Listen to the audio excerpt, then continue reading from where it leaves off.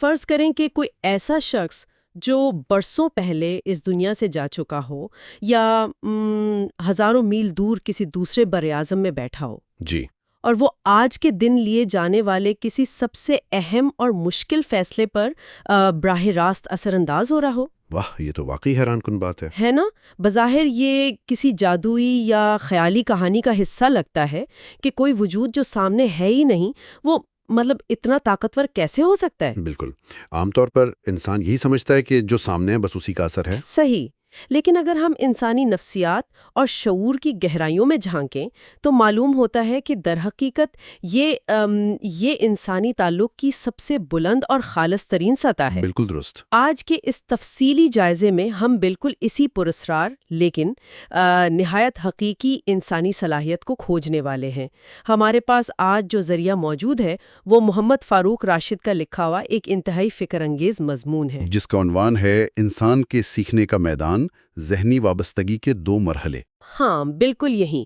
اور ہمارا مقصد آج محض فلسفیانہ بحث کرنا نہیں ہے، بلکہ یہ سمجھنا ہے کہ ہمارے ذہن اور روح کی یہ جو اندیکھی وابستگیاں ہیں یہ حقیقت میں کیسے کام کرتی ہیں۔ صحیح۔ اور سب سے بڑھ کر یہ کہ کیسے یہ اندیکھا شعور آج کے جدید دور کی اس ہر وقت کی بے چینی، اضطراب اور سب کچھ کنٹرول کرنے کی تھکا دینے والی خواہش کا سب سے مؤثر علاج بن سکتا ہے۔ جی ہاں، یہ بہت اہم نکتہ ہے۔ ٹھیک ہے، آئیے اس کے مختلف پہلوؤں کو کھولتے ہیں۔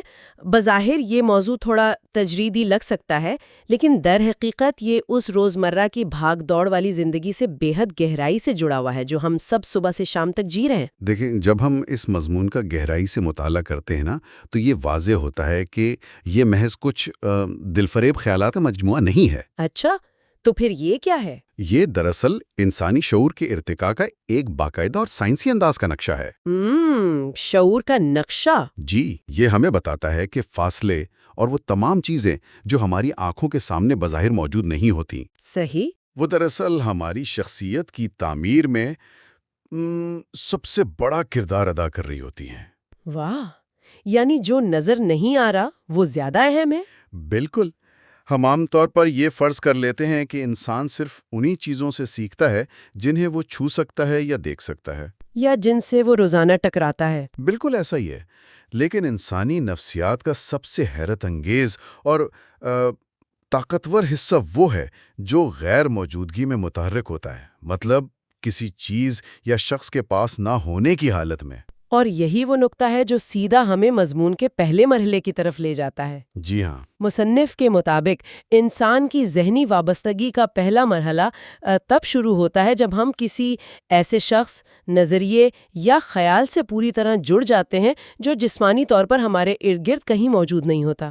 بالکل، یہ کوئی دور بیٹھا ہوا عزیز ہو سکتا ہے یا کوئی روحانی استاد جس سے شاید زندگی میں کبھی براہ راست ملاقات کا موقع ہی نہ ملا ہو، یا پھر زندگی کا کوئی ایسا عظیم مقصد جسے انسان نے صرف اپنے دل کے کسی کونے میں زندہ رکھا ہو۔ صحیح۔ لیکن سوال یہ پیدا ہوتا ہے کہ انسانی دماغ اس طرح کام کیوں کرتا ہے؟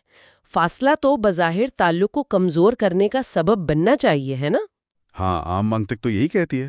پھر ہم ان لوگوں یا نظریات کے اتنے قریب کیوں محسوس کرتے ہیں جو ہمارے سامنے ہوتے ہی نہیں؟ اس کے پیچھے کیا میکینزم کام کر رہا ہے؟ یہاں جو بات سب سے زیادہ حیران کن ہے وہ یہ ہے کہ اس کے پیچھے انسانی دماغ کا ایک بہت ہی دلچسپ فلٹرنگ میکینزم کام کر رہا ہے۔ Filtering mechanism? یہ کیسے کام کرتا ہے؟ دیکھیں، یعنی چیزوں کو چھاننے کا نظام۔ جب کوئی شخص ہمارے بالکل سامنے موجود ہوتا ہے تو ہمارا دماغ اس شخص سے جڑی ہوئی روزمرہ کی بے شمار چھوٹی چھوٹی اور غیر اہم چیزوں میں الجھ جاتا ہے۔ ہاں، جیسے وہ شخص کیسے بات کر رہا ہے یا اس کا موڈ کیسا ہے۔ بالکل، یا کوئی ایسی عام سی عادت جو شاید ہمیں ناپسند ہو۔ یہ جو ظاہری رگڑ ہے نا، یہ اصل پیغام کو دھندلا کر دیتی ہے۔ صحیح، روزمرہ کی جو فرکشن ہوتی ہے۔ بالکل وہی۔ لیکن جب وہ شخص یا استاد جسمانی طور پر غائب ہو جاتا ہے تو دماغ کے پاس وہ روزمرہ کی رگڑ نہیں رہتی۔ فاصلہ ان تمام غیر اہم تفصیلات کو فلٹر کر دیتا ہے۔ واہ!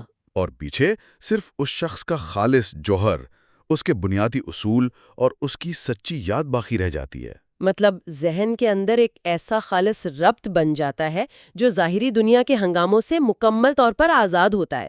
بالکل ایسا ہی ہے۔ اگر میں اسے ایک ٹھوس اور عملی مثال سے سمجھنے کی کوشش کروں، فرض کریں کوئی شخص رات کے 2 بجے اپنے دفتر کے کسی پروجیکٹ پر کام کر رہا ہے۔ جی صحیح۔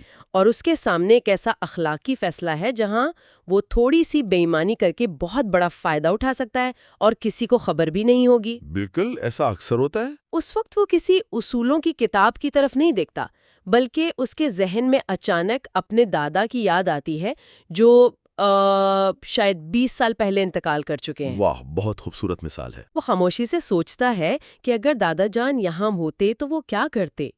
اس لمحے وہ غیر حاضر شخص اس کمرے میں موجود کسی بھی زندہ اور حاضر شخص سے زیادہ طاقتور انداز میں اس کے فیصلے کو کنٹرول کر رہا ہوتا ہے۔ بالکل درست۔ اور یہ مثال اس بات کی مکمل عکاسی کرتی ہے کہ غیر موجودگی کس طرح تعلق کو ایک نئی اور گہری شکل دے دیتی ہے۔ ہاں، اس لمحے میں وہ دادا محض ایک یاد نہیں رہتے، بلکہ ایک زندہ اخلاقی قطب نما بن جاتے ہیں۔ قطب نما یعنی ایک کمپس کی طرح؟ جی بالکل۔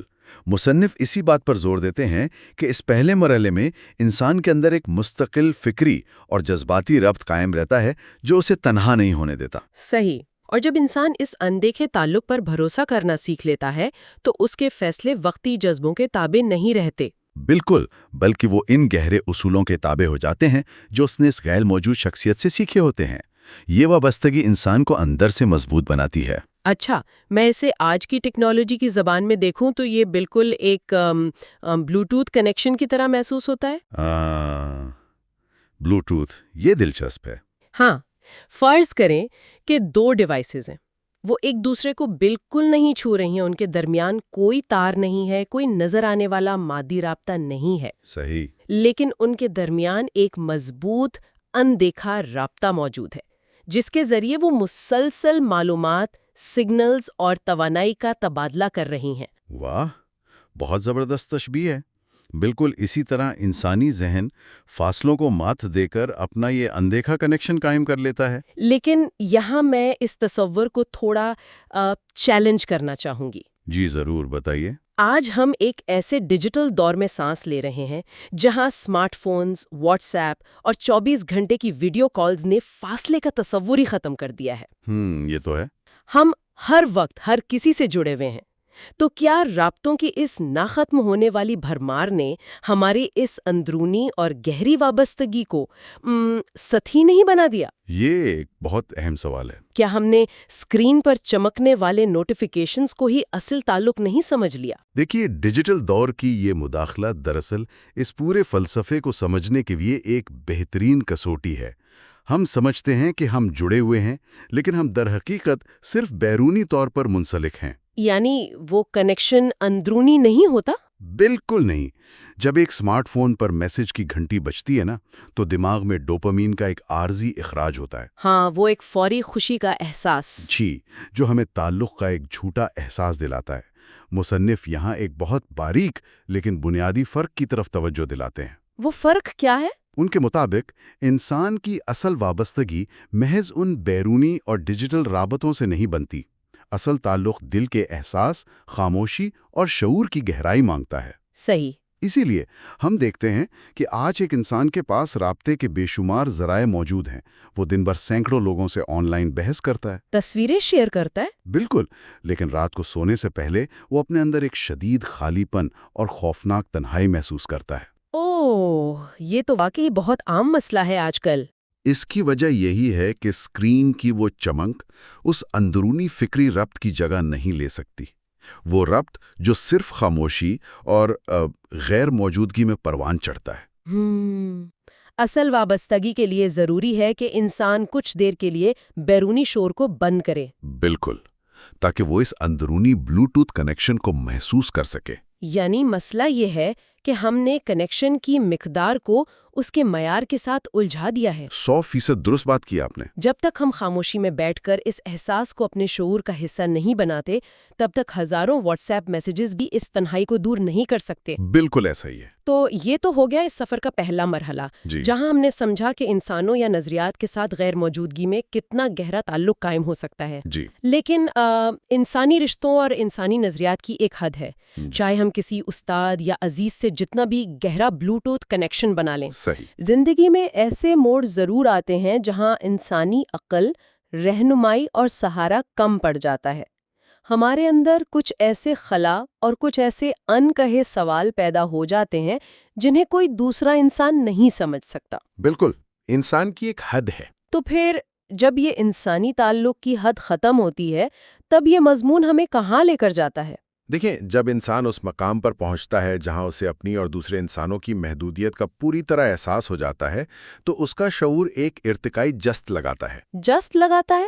یعنی ایک لمبی چھلانگ؟ جی ہاں، یہ وہ مقام ہے جہاں پہلا مرحلہ ختم ہوتا ہے اور دوسرا بلندتر مرحلہ شروع ہوتا ہے۔ اچھا، یہ دوسرا مرحلہ انسان کو کائنات کے ایک بہت بڑے اور غیبی نظام سے جوڑتا ہے۔ یعنی ایک سپر نیچرل نظام سے؟ جی بالکل، اس مرحلے پر انسان کو یہ ادراک ہوتا ہے کہ اس کائنات میں ایک ایسی ہستی یعنی اللہ تعالیٰ موجود ہے، صحیح، جو اس کے دل کی ان خواہشات، ان الجھنوں اور تمناؤں سے بھی مکمل طور پر باخبر ہے، جنہیں انسان نے خود بھی کبھی الفاظ کا روپ نہیں دیا ہوتا۔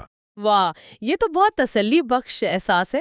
بالکل، مضمون اس بات پر بہت زور دیتا ہے کہ بسا اوقات ہمارے دل میں ایک عجیب سی اداسی یا کوئی مبہم سی خواہش ہوتی ہے جس کا ہمیں خود بھی واضح علم نہیں ہوتا، ہاں بالکل، اکثر ہم بس بلا وجہ پریشان ہوتے۔ اور پھر اچانک حالات کچھ ایسا رخ اختیار کرتے ہیں کہ وہ الجھن اس طریقے سے سلجھ جاتی ہے جو انسانی عقل، منطق اور ظاہری اسباب کی سمجھ سے بالکل باہر کی چیز ہوتی ہے۔ مطلب ہم حیران رہ جاتے ہیں کہ یہ کیسے ہو گیا؟ جی، جب انسان اس میکینزم کو اپنی زندگی میں کام کرتے ہوئے دیکھتا ہے تو اسے یقین ہو جاتا ہے کہ یہ کائنات صرف ایک مشینی انداز میں نہیں چل رہی۔ یعنی یہ صرف عمل اور رد عمل کا اصول نہیں ہے؟ بالکل نہیں، اس کے پیچھے ایک لامحدود حکمت، شفقت اور ایک ایسا زندہ نظام موجود ہے جو ہماری خاموشیوں کو بھی سنتا ہے۔ یہاں بات واقعی بہت دلچسپ ہو جاتی ہے، لیکن ساتھ ہی تھوڑی پیچیدہ بھی، وہ کیسے؟ کیونکہ جب ہم اس غیبی نظام اور اللہ کی اس لامحدود حکمت کو روزمرہ کی عملی زندگی پر لاگو کرتے ہیں تو ایک بہت ہی عام سا اعتراض یا تضاد ذہن میں ابھرتا ہے۔ اچھا، کیا تضاد؟ دیکھیں، اگر میں یہ تسلیم کر لوں کہ کائنات کا سارا نظام ایک اندیکھی اور غیبی حکمت کے تحت چل رہا ہے، صحیح، اور میرے تمام کاموں کے نتائج مکمل طور پر اللہ کے ہاتھ میں ہیں جو میری ان کہی باتوں کو بھی جانتا ہے اور میرے لیے بہتر فیصلہ کرے گا، جی، تو پھر میری اپنی تگ و دو کا کیا فائدہ؟ کیا اس سارے فلسفے کا مطلب یہ نہیں نکلتا کہ انسان اپنی جدوجہد چھوڑ دے؟ یہ ایک بہت کلاسک سوال ہے۔ مطلب انسان ہاتھ پر ہاتھ رکھ کر بیٹھ جائے اور سوچے کہ جو ہونا ہے وہ تو اس غیبی نظام نے کر ہی دینا ہے، تو میں کیوں خواہ محنت کروں؟ اس طرح کے روحانی تصورات میں سب سے زیادہ پیدا ہونے والی غلط فہمی یہی ہے، جسے تقدیر پرستی یا بے عملی سمجھ لیا جاتا ہے۔ ہاں بالکل۔ لیکن اس مضمون کا اصل پیغام اس کے بالکل برعکس ہے۔ اچھا، وہ کیسے؟ اس روحانی شعور اور دوسرے مرحلے کا مقصد انسان کو بے عمل بنا کر بٹھانا نہیں ہے، بلکہ اس کے کاندھوں سے ایک غیر ضروری اور جان لیوا بوجھ کو اتارنا ہے۔ بوجھ کو اتارنا؟ جی، اصل چیز زندگی میں ایک نیا توازن پیدا کرنا ہے۔ اس مرحلے پر پہنچ کر انسان اپنی محنت، اپنے منصوبے اور اپنی جد و جہد کو ایک لمحے کے لیے بھی ترک نہیں کرتا۔ یعنی وہ کام کرتا رہتا ہے؟ بالکل، وہ اپنا کام پوری دیانتداری سے کرتا ہے، لیکن وہ ایک بنیادی تبدیلی لاتا ہے۔ وہ تبدیلی کیا ہے؟ وہ اپنے ذہن سے اس وہم کو نکال پھینکتا ہے کہ وہ نتائج کو کنٹرول کر سکتا ہے۔ صحیح۔ وہ اس حقیقت کو دل سے تسلیم کر لیتا ہے کہ محنت کرنا اس کے دائرہ اختیار میں ہے، لیکن اس کا نتیجہ پیدا کرنا اس کے اختیار میں نہیں ہے۔ اگر میں اس توازن کو ایک مثال سے واضح کروں تو یہ بالکل کسی ہوائی جہاز کے سفر کی طرح ہے۔ اچھا، وہ کیسے؟ دیکھیں، جب ہم ہوائی جہاز میں سفر کرتے ہیں تو ہمارا کام کیا ہوتا ہے؟ ہم ٹکٹ خریدتے ہیں، اپنا سامان پیک کرتے ہیں، وقت پر ایئرپورٹ پہنچتے ہیں۔ صحیح، بورڈنگ پاس لیتے ہیں اور اپنی سیٹ پر جا کر بیٹھ جاتے ہیں۔ یہ سب ہماری محنت، جد و جہد اور ہمارا عمل ہے۔ بالکل درست۔ لیکن ایک بار جب جہاز ہوا میں بلند ہو جاتا ہے تو ہم کاکپٹ کا دروازہ کھٹکھٹا کر پائلٹ کو یہ نہیں بتاتے کہ جہاز کو کس بلندی پر اڑانا ہے۔ واہ، کیا شاندار بات کی آپ۔ یا کون سا راستہ اختیار کرنا ہے۔ ہم اس اندیکھے پائلٹ اور اس نظام پر مکمل بھروسہ کرتے ہیں۔ بالکل ایسا ہی ہے۔ اگر ہم اپنی سیٹ پر بیٹھ کر جہاز کی بلندی اور رفتار کو کنٹرول کرنے کی فکر میں مسلسل پریشان ہوتے رہیں تو ہم جہاز کی منزل تو نہیں بدل سکتے۔ ہاں، البتہ اپنا پورا سفر ضرور برباد کر لیں گے۔ بالکل۔ اسی طرح اس غیبی نظام پر بھروسہ کرنے کا مطلب نتائج کی فکر سے آزاد ہو کر اپنے سفر پر توجہ دینا ہے۔ یہ ایک نہایت شاندار اور برمحال تشبیہ ہے، اور یہیں سے ہمیں یہ سمجھنے میں مدد ملتی ہے کہ یہ ادراک کس طرح انسان کے اندر صبر، شکر اور اعتماد کو جنم دیتا ہے۔ صحیح۔ جب آپ جہاز کی سیٹ پر سکون سے بیٹھ جاتے ہیں تو آپ مایوسی اور بے چینی سے بچ جاتے ہیں۔ آپ جان لیتے ہیں کہ آپ کی خواہشات اور محنت اہم ضرور ہیں، لیکن وہ اس بڑی کائنات کا صرف ایک چھوٹا سا حصہ ہے۔ بالکل۔ یہ شعور انسان کو اس بات پر راضی کر دیتا ہے کہ اگر کبھی نتیجہ اس کے مطابق نہ بھی آئے تب بھی اس میں کوئی نہ کوئی وسیع تر حکمت پوشیدہ ہے۔